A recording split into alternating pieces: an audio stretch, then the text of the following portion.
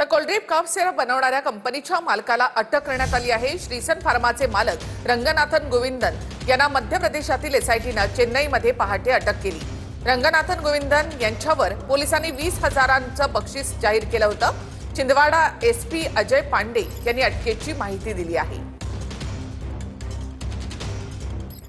कोल्ड्रिप पाठोपाठ इतर 2 औषधांमध्ये सुद्धा विषारी घटक आढळलेला आहे।